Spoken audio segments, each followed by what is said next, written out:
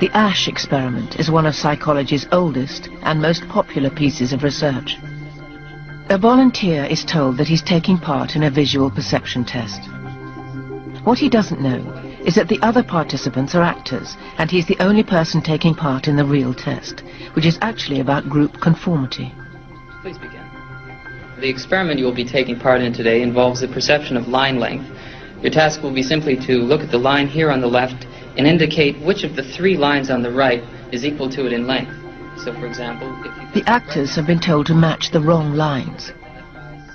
The volunteer will be monitored to see if he gives the correct answer or if he goes along with the opinion of the group and gives the wrong answer. In the first test, the correct answer is 2. 1. 1. 1.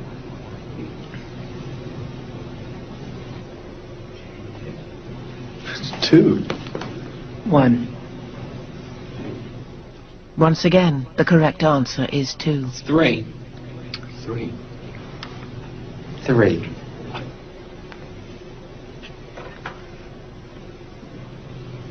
3. 3. The Ash experiment has been repeated many times, and the results have been supported again and again. We will conform to the group. Again, we're very social creatures. We're very much aware of what the people around us think. We want to be liked. We don't want to be seen to rock the boat, so we will go along with the group. Even if we don't believe what people are saying, we'll still go along. 1. 1. 1. 1. Group dynamics is one of the most powerful forces in human psychology. 1. Experiment is not a public opinion poll. It examines behavior under the pressure of social forces, as the experiment of Solomon Asch reveals. The experiment you'll be taking part in today involves the perception of lengths of lines. As you can see here, I have a number of cards, and on each card there are several lines. Your task is a very simple one. You're to look at the line on the left and determine which of the 3 lines on the right is equal to it in length. All right, we'll proceed in this order. You'll give your answer. Only one of the people in the group is a real subject, the 5th person with the white T-shirt. The others are confederates of the experimenter and have been told to give wrong answers on some of the trials.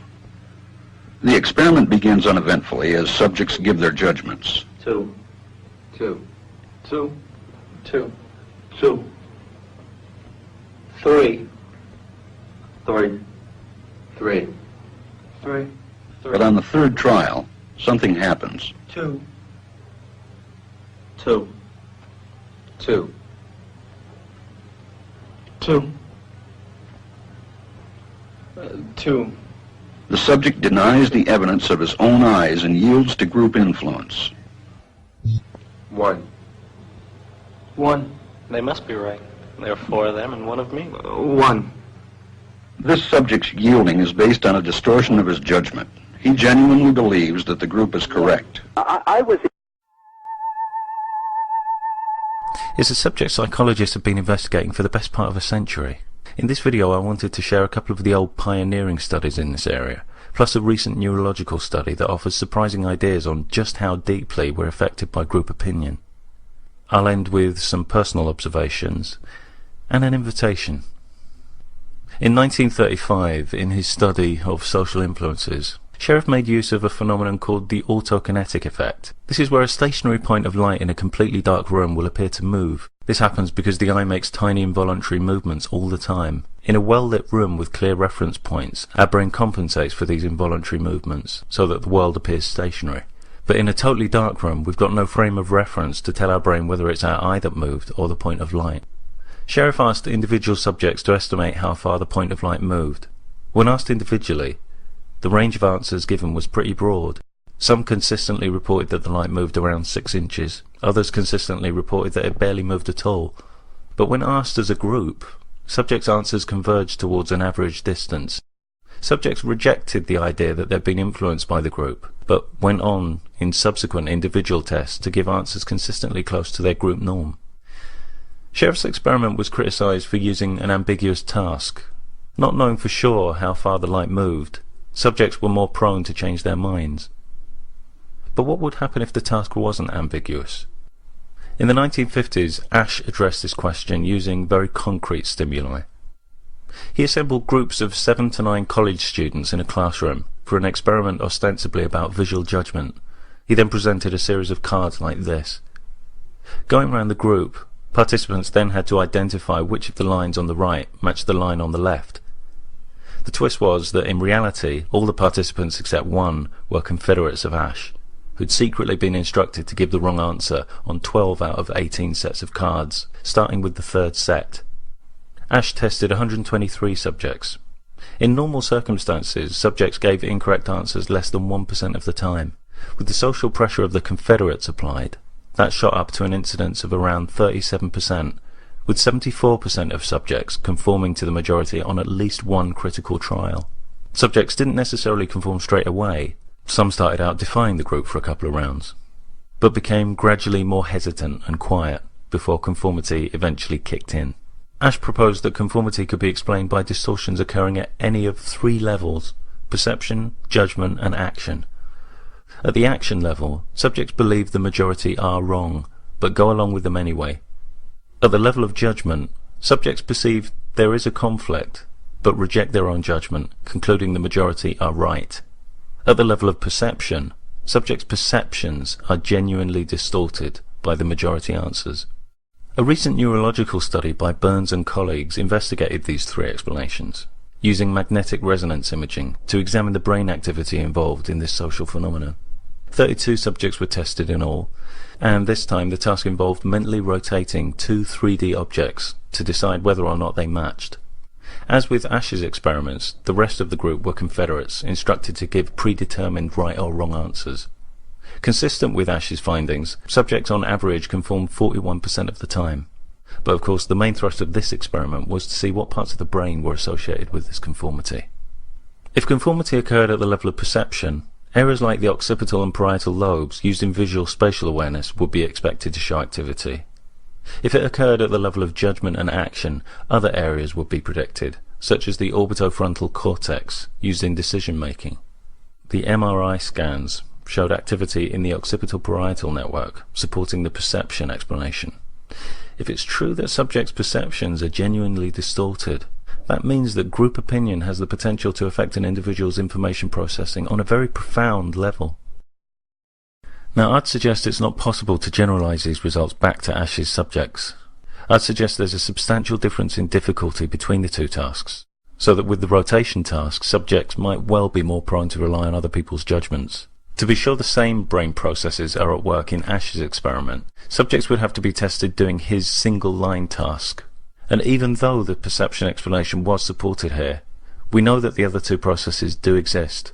We can all think of instances in our lives when we've knowingly gone along with the majority despite private reservations or preferences. There are loads of human mechanisms that can work for us or against us. Our pattern-seeking behaviours led to all kinds of scientific breakthroughs, where we've correctly identified valid patterns in nature. It's also given rise to all kinds of irrational superstitions, where we've imagined patterns and relationships that have no basis in reality. Clearly, conformity can have its advantages. It can give social life a convenient structure, predictability. It allows us to maintain all sorts of helpful social conventions like queuing, without the hassle of constant challenge and renegotiation. But it begins to work against us when we allow ourselves to be tyrannized by group opinion in areas where group opinion simply shouldn't figure. We can end up distorting huge chunks of our authentic selves for absolutely no good reason. Chunks of autonomy, personal desires and preferences that have no impact on others, valid objections on important issues. It's my contention that we give up a lot more than we know. Pressure to conform is pervasive and insidious. We often feel liberated when we break away from a majority who we realize we've been subscribing to purely because of social pressures to conform. We form minority communities that seem to represent freedom from those pressures. We then find that these minority communities can become rife with exactly the same pressures to conform to them. In a 2007 study into how we assess group opinion, Weaver and colleagues found that hearing an opinion repeated 3 times by the same person in a group had almost exactly the same impact as hearing the same opinion expressed by 3 different people in a group. Weaver argues that we assess an opinion's popularity by how familiar it is to us, how many times we've heard it. And unfortunately, our brains don't always distinguish between an opinion expressed by many individuals and an opinion merely repeated by the same few. We can be self-defeating in our conformity. Say we have a group of people holding opinion X. Unbeknownst to the group, half of them secretly disagree, but due to the social penalties they've seen dished out to a few individuals who have disagreed, they keep quiet. By conforming, we add to the statistics of groups we don't actually belong to, and perpetuate the idea of majorities who may not actually exist. Imagine if none of us conformed in that way, how that would change the social landscape. Just knowing about Ash's experiment makes us less susceptible as potential subjects in similar experiments. The more aware we are of our vulnerabilities to conform on any level, the better we're able to defend against it. It's easier to be skeptical towards groups we don't belong to, or that we've broken away from. But conformity really kicks in the groups we identify with. To get the support and acceptance we might seek from those groups, we can find ourselves giving up more than we bargained for in return. Being part of a group doesn't mean agreeing with every part of that group. We should always feel able to voice legitimate criticisms with any group, whether that's family, friends, social interest groups, whoever. When we stop feeling able to do that, we give those groups a status and authority that they don't deserve, and that they actually don't possess. If a group can't handle legitimate dissent, it's not a group I want to be part of. Thinking is the first step. Doing is the next. Some people spend years reading self-help books, having profound realizations, epiphanies, breakthroughs in their head. Then they're sometimes deflated to find that with all that amazing awareness, their life doesn't seem to change. It doesn't change because despite their insights, they don't change their behavior. Awareness is important, but behavior is just as crucial. Burns' studies showed that subjects who went against the group exhibited brain activity associated with emotional arousal. It feels risky to stand out, but as with most things, the more you do it, the easier it feels. I think it's important to push ourselves in life, to stretch ourselves. If we don't expect much from ourselves, we can stagnate. But expectations need to be realistic. Our own expectations and other people's expectations of us. Disappointing people can actually be very humanizing. It can give those we disappoint the opportunity to realize that their demands might not be reasonable. So I'm throwing open an invitation to consider some of the things we conceal about ourselves in order to conform. Preferences, activities, beliefs, physical characteristics that violate no one, but for some reason we submit to a perceived consensus that they're unacceptable. What kinds of fears lie behind our conformity on these things? Are these judgments rational? You don't like to dance? Don't dance. The ideas, the books, the films, the people that inspire me are the ones that celebrate diversity, individuality, authenticity. I've certainly never been inspired by anyone who's encouraged conformity to the group, anyone who's tried to encourage fear, or tried to shrink my comfort zone. People who come out with this kind of fallacious bullshit. Have you? I say question this stuff. Question the group. And let's risk being more fully ourselves.